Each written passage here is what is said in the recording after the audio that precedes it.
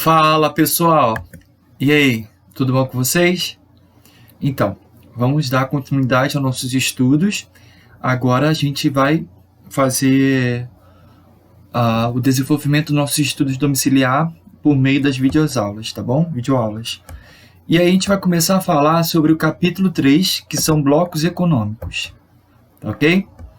Aí já até falo para vocês já pegarem um caderninho de vocês, se quiser até pausa o vídeo aí, pega o caderno, anota tudo que eu falar aqui, o que aparecer nos slides, tenta de repente assistir tudo de uma vez só e depois vem pausando para anotar os tópicos chaves.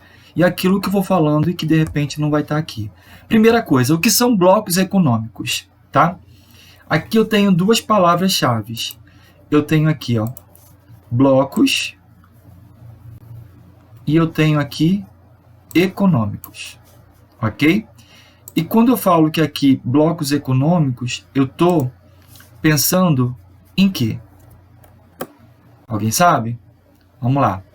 Vamos ver a definição então. Blocos econômicos é a união de países com interesses mútuos. Qual interesse seria esse? O crescimento econômico. Nesse caso, então, ele vai se estender também pela integração social.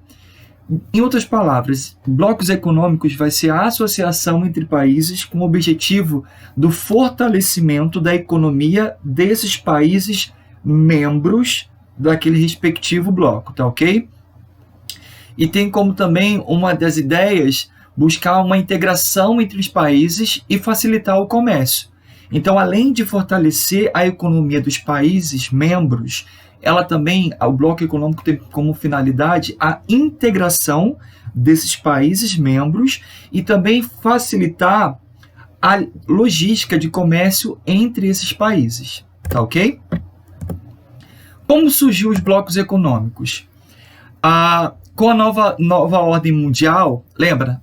Bipolaridade, multipolaridade, unimultipolaridade, são as ordens mundiais que a gente já estudou em sala de aula. Com o processo de globalização, isso vem fazendo o quê? Vem fazendo com que os países eles se integrem, se agrupem cada vez mais em blocos regionais pela perspectiva de uma integração, seja ela, deixa eu pegar aqui uma canetinha, uma integração política, econômica e social. Atenção, nem todos os blocos vão ter todas essas características agrupadas. Existem diferentes formatações de blocos econômicos e a gente vai estudar conforme vai passando os slides. Então, existem blocos econômicos que vão ter todas essas... Deixa eu pegar aqui outro apontador laser, ó que chique. Vão ter blocos econômicos que vão ter todas essas características ou apenas uma, a integração econômica, ou a integração econômica e política, ou a integração econômica, política e social. Então, a gente vai ver isso depois com mais calma. Pergunto, como surgiu, ou qual foi o primeiro bloco econômico que surgiu? Você sabe? Pensa aí. Eu já falei um pouco na aula também. Vamos lá. O primeiro bloco econômico surgiu na Europa. Isso, surgiu na Europa após a Segunda Guerra Mundial. Percebam, após a Segunda Guerra Mundial, os países europeus eles estavam assolados, estavam com a sua estrutura econômica, política e social muito debilitada. E aí houve a primeira integração entre países, formando um bloco econômico regional, chamado Benelux. Deixa aqui, eu gostei disso aqui, hein? Vou pegar aqui o marca-texto, ó. Benelux, ó, que chique. Benelux. Foi o primeiro bloco econômico que surgiu no mundo.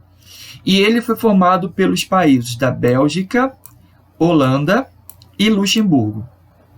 Ok? Esse bloco econômico, ele foi considerado o embrião da União Europeia. Ok? Isso a gente vai ver um pouco mais à frente.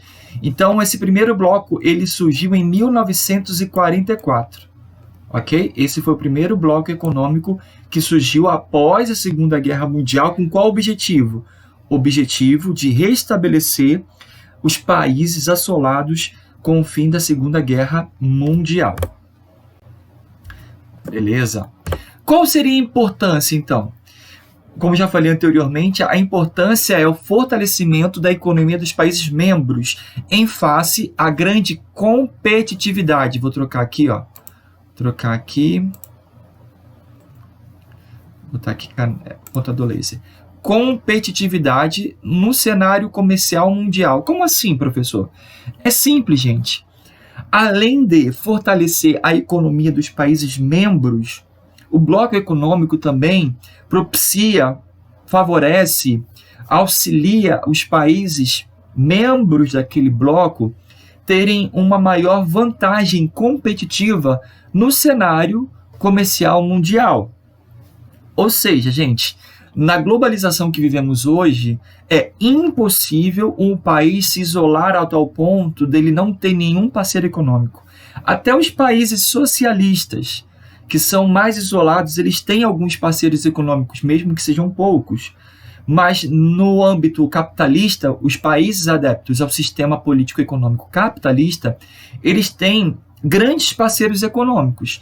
Mas como ganhar um espaço no cenário mundial em face de muitos países desenvolvidos, países emergentes? Pense, os países subdesenvolvidos quase não teriam chance nenhuma. Mas esses países subdesenvolvidos, fazendo parte de um bloco econômico, eles acabam ganhando um fôlego maior e uma maior possibilidade de enfrentar essa competitividade cada vez mais acirrada no cenário mundial. E aqui eu tenho um mapa mundial dos principais blocos econômicos. Aqui alguns nós vamos citar aqui, tá ok? NAFTA é um bloco muito importante. Temos também o Pacto Andino, temos Mercosul, que é muito importante para o nosso país. Temos aqui a União Europeia, que eu vou falar um pouco mais à frente. A União Europeia é o bloco mais importante do mundo e o mais rico bloco econômico, tá ok? Ele é o mais integrado, ele é o mais completo. E também tem o SEI, que é muito importante, a gente vai explicar um pouquinho mais à frente. Vamos lá, categorias de bloco econômico. Lembra que eu falei lá no início do vídeo que nem todos os blocos econômicos eles vão possuir as mesmas características? Então, existe uma categoria de blocos econômicos que, conforme ele vai avançando a sua categoria, ele vai abarcando características anteriores. Como assim? Vamos pensar aqui, ó. O bloco econômico, a categoria de bloco econômico mais simples que nós vamos ter no mundo hoje é esse aqui, ó, zona de livre comércio. Então, eu vou explicar mais para vocês. A zona de livre comércio vão ter características que são intrínsecas a esse tipo de bloco econômico, beleza? Depois dele vem a união aduaneira. E o interessante é o seguinte, que conforme vai aumentando a pirâmide, aumenta o nível de integração, ou seja, a união aduaneira vai ter características que não vai ter na zona de livre comércio. Em compensação, todas as características da zona de livre comércio terão aqui na união aduaneira. Vou explicar melhor. Então aqui, ó, eu tenho características que são pertencentes só à zona de livre comércio. A união aduaneira vai ter todas as características de livre comércio e mais algumas outras. Aí depois vem mercado comum. Mercado comum vai ter as características da zona de livre comércio, da união aduaneira e mais algumas que as demais anteriores não tiveram. E por último, eu tenho a união monetária, que é considerada a pirâmide, o topo da pirâmide, porque vai compreender todas as características anteriormente citadas dos blocos econômicos, mais alguns aspectos que somente o tipo de bloco união monetária vai ter. Vamos prosseguir. Que características são essas? Vamos lá. Zona de livre comércio. Qual é a característica importante dela? Livre comércio. Então, aqui eu vou ter uma eliminação ou isenção aduaneira. Perdão, isenção fiscal. Esse tipo de bloco econômico vai ter uma menor tributação na importação ou a isenção de tributos de importação, tá ok? Zona de livre comércio. Então, os países membros desse bloco, eles vão ter uma livre circulação de mercadorias dentre esses países que fazem parte desse tipo de bloco econômico. Depois eu tenho a União Aduaneira. Eu tenho livre comércio e mais uma política comercial uniforme, que nós vamos conhecer mais à frente, que são as TECs, Tarifa Externa Comum. Essa tarifa externa comum, ela padroniza a tarifação de importação, fazendo com que haja um fortalecimento da economia dos países membros desse bloco econômico.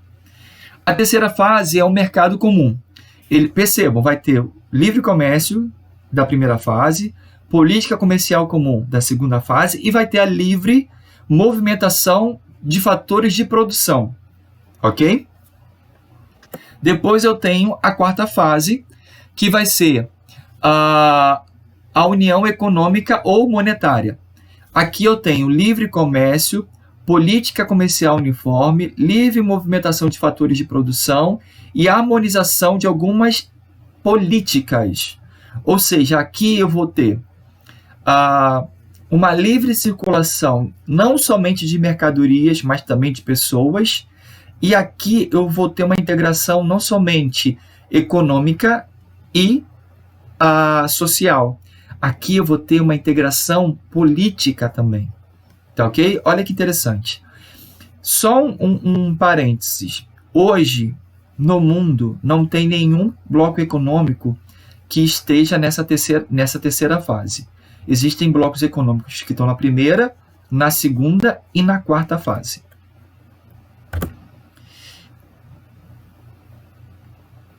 E a quinta fase, integração econômica total. Aí eu tenho livre comércio, livre política comercial uniforme, livre movimentação de... Basicamente, vai ser a mesma coisa aqui anterior. Eu posso até desconsiderar essa última fase aqui, ó. Posso até desconsiderar, eu coloquei aqui e não tinha percebido. Nesse caso aqui, isso aqui seria um só. Tá ok, pessoal? Zona de livre... Aqui, ó. Quarta fase, união econômica e monetária. Eu vou ter livre comércio, vou ter políticas comerciais uniformes, livre movimentação de produtos e pessoas, e vou ter uma integração política. Ok? Desconsiderem para mim, então, essa fase anterior. Vamos pensar só nessas daqui.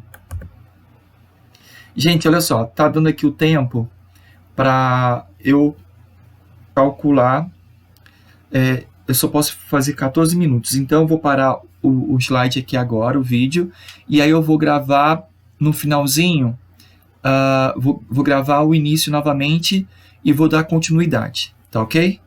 Vou parar por aqui. Um minutinho só. Já estou voltando.